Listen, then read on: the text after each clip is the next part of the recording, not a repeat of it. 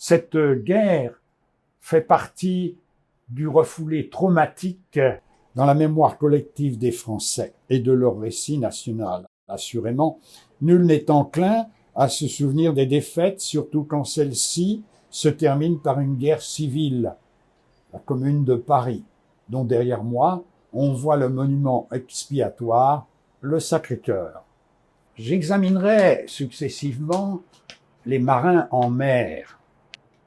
Avant le déclenchement de la guerre, on envisageait un débarquement sur les côtes de l'Allemagne septentrionale.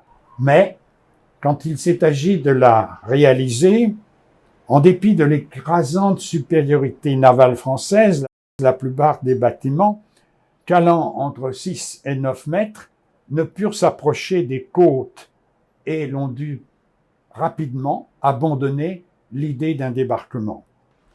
On se contentera donc d'un blocus. Quoi qu'il en soit, Rigaud de Genouilly, ministre de la Marine, avait déjà envoyé une partie des marins à terre.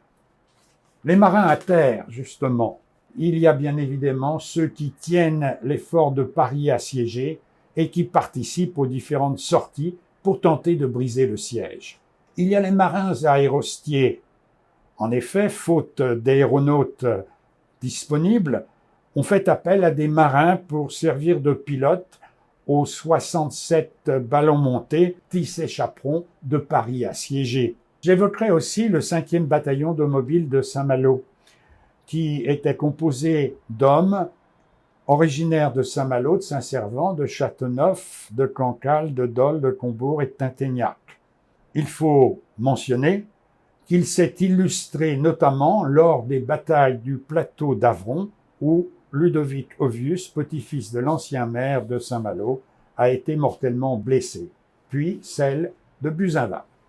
Il rentre à Saint-Malo le 15 mars par le train, donc avant l'épilogue sanglant de la Commune de Paris.